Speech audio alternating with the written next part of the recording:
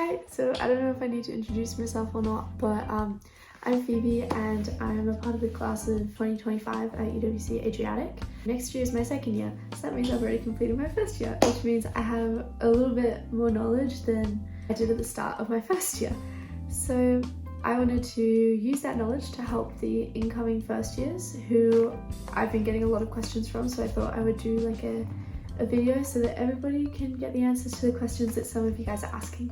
I put up a question on my YouTube Instagram page and you guys responded, so I'm here to answer the questions that you have. I made this little booklet of my answers, so I'm going to scan that and put it in so you can read my notes as I'm talking if you just want to flick through, because no one wants to listen to me yap. So some of the general themes that the questions seem to follow were about like packing, what to bring and what to leave behind, the extracurriculars, so the CAS, creativity, activity, service, components of the IB and what is offered at Adriatic, plus college services, like what we have to do for the college, the very big umbrella of like dorms, roomies, facilities, social life, and then general advice and like the program intensity, like IB versus UWC, leaving the college on the weekends and like traveling around, and also orientation week and the buddy system. I'm gonna run through each of these things and I hope that my advice is helpful. Okay, so when it comes to packing, obviously it's very important to bring, you know, your general clothes, your general wardrobe, but my advice is don't overpack. And I know that it's really hard to like decide what's overpacking and what's not overpacking, except it's really important to be economical with your space. Make sure that the clothes that you're bringing are ones that you would actually wear on a daily basis. And you also need clothes that are both formal and casual. So casual just for everyday, and then formal for things like ceremonies, and we also do MUN, so you need some formal clothes for that because we get dressed up, it's really fun. But also for just general performances and things like that. And comfy and warm clothes, especially because like depending on where you're coming from, do you know it's a relatively mild climate, but during the winter it was rainy and maybe like 5-10 degrees, so it gets a little bit chilly.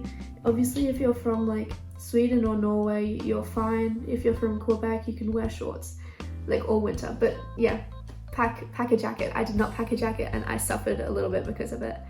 I do recommend bringing decorations, so like photos, posters, these are actually from the college, I brought them back, lights and things like that to like decorate your room, really make it your own.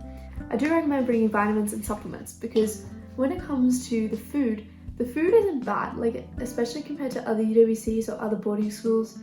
The food at UWC Adriatic is relatively good, but it's a lot of pasta, and you don't necessarily, like, no matter how much you try to make a balanced plate at every meal, you're probably not going to. So I recommend bringing nutrients or supplements so that your body doesn't suffer, because mine did. Also bring food or drink from your home, just like ingredients, and enough to share. Please, I want to try them. I want to try the foods from your home country. Oh, your country's flag, if you feel comfortable like representing your country in that way. I'm pretty sure it's on the packing list, but sometimes you might just go over it and go, no, I don't need my country's flag.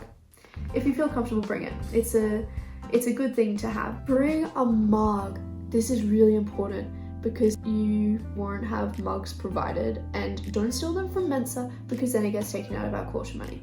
Bring your own mugs. If you have a digital camera, I didn't, but I did find myself wishing I had one. If you have one, bring it. And then hygiene products or medication. If you menstruate, I recommend bringing like period products for the first couple of weeks, just in case you get it. You don't want to be caught out like without things that you're comfortable with. And I also recommend bringing a comfort item. So even if you think you've outgrown your childhood teddy bear, I recommend bringing it because it's just a nice thing to have. Okay, things you don't need to bring: your own sheets. Okay, I brought my own sheets, and sure, it was nice because they were a little bit like cuter than the school sheets. So honestly, the sheets that the school gives us are actually pretty good, and I ended up using those most of the time so that I didn't have to wash my sheets myself. Bringing your own sheets, it takes up a lot of space in your bags for not much reward. I wouldn't recommend it. They're low-key unnecessary. And don't bring an abundance of shoes. So you might think it's necessary to have like heaps of different options, but I think really it boils down to all you need is a pair of everyday shoes, like a pair of Converse or something like that, running shoes, shower/house shoes, boots for like rainy days, fancy shoes, and maybe a pair of heels. I wouldn't recommend, honestly, bringing your own instrument. Like, a lot of people brought their own instrument if it was something really specific, like a harp or a bassoon. But like, if you play guitar like I do, I wouldn't recommend bringing your own guitar, because there are heaps of guitars and there's practice spaces, and sure, having it in your room would be nice, but again, it might be really difficult to bring for not that much reward.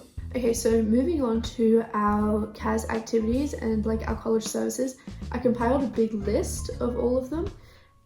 Completely unofficial, don't know which CASs will be running next year, and that some might stop running. There are new activities coming. So this is just like a general idea of all the things. And the services, you're not going to be able to understand really what they are from like seeing them on the list. We have a really big variety in CAS. I think we have about 16 activities, 16 creativities, and 16 services, so it's massive.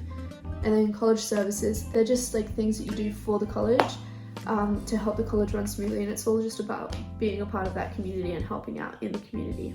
So don't take anything from the list as fact, don't like bet on it, but just so you can have a think about the things that you might want to do here. Okay, so when it comes to rooms, I got questions like, how do they allocate rooms? So this year there's an algorithm that's going to be running for the first time. It was made by one of our second years, so that means it is pretty much random. There are two things that the algorithm brings into play, and that is diversity in the residences and health issues. So when they say diversity in the residences, that means that the algorithm makes sure that there aren't 30 Italians in one residence. Basically just making sure that there's a good selection of the diversity of the college in each residence. Also, health issues. So for example, if you can't be in a certain residence because it's next to a road and you have noise sensitivity, you might be put in a different residence. Or if you need a single room because you have a condition where you need sleep, you'll get a single room. And then roomies are not as random. They're assigned by residence tutors. Again, diversity plays into this. For example, it's 100% chance that you won't be with someone from your own country. They try not to put you with someone who is culturally similar to you. And I'm actually not sure if this plays into it or not, but you can kind of see it as a pattern that people who are far from home or like might not be able to go home due to political reasons or distance reasons might be put with people who are very close to home. Like for example, my roommates were from Slovenia, very close, and Afghanistan, very far away. And then both me and my roommate ended up going to our Slovenian roommate's house for Christmas because we couldn't go back to our own country. So it's like, that might play into it a little bit. When it comes to social life, there were some questions about like, is it hard to make friends? And honestly, for me, it wasn't, except I also recognized that English is my first language, so it was very easy for me to communicate with people, and I'm quite outgoing. So for some people, it might take a little bit longer. It might get off to a rocky start, except you meet people through CAS, you meet people through classes, through your residence, at meals and events and etc. And everyone is really friendly. Everybody makes friends at the end. Oh, but in communicating, first off, it can be a little bit difficult communicating, for example, in Mensa, especially if English is your second, third, fourth, fifth, however many language, and because it's really loud, which can be difficult when you're speaking in another language. And also, I would recommend starting to learn Italian, or like just getting Duolingo, because there are a lot of things that do happen at the college that are in Italian. I was lucky because I studied Italian before coming here. Like this is my 13th year studying Italian, so pick up a little bit of Italian. Just get your basic ciao, come stai, posso avere pasta al pomodoro, like simple things, because Mensa is in Italian, so you will be ordering your food in Italian. And then when it comes to facilities, every residence has a kitchen, washing machines, should have access to dryers. That's a new thing, we're getting dryers. Should have irons, you've got a day room, everyone has a day room, etc. There are plenty of facilities. Now on to general advice / the intensity of the program. For me personally, I have a little triangle. It's my triangle of success in an academic sense, only in an academic sense, where on the base layer, you have social, sleep, and nutrition. So if you can sleep and socialize in good ratios, that will increase the effectiveness of study, which is the second layer. And nutrition and exercise, they go hand in hand, increases the general like brain function, so that increases how well you study. And then study in the second layer is obviously very important because at the end of the day, we are students and we're striving to succeed academically. the amount that we study is usually directly proportional to our grades, which are what we work for. So if you get those 4 things, sleep, social, study, and nutrition/exercise, the grades, they should come naturally. Well, something important I wanted to note was the UWC experience versus the IB experience. This is just one of my general tips. Know why you were here, because you could do the IB anywhere. So why did you choose to do it at UWC, and especially at UWC Adriatic? Because the academics aren't everything, and the community is really, really important. So I recommend that you're involved and like don't lose yourself in the school aspect, because why you're here isn't to be a student, it's to be a UWC student and to be involved in the community. Because like at the end of the day, this isn't any other school, so you should know what you want to get out of UWC and what you want to give to UWC. So like when it comes to the UWC student versus the IB student, we are both, and they are similar but they are not the same. So don't get lost in the diploma and be pragmatic about time management and events. Like it's about finding the balance between the IB experience and the UWC experience.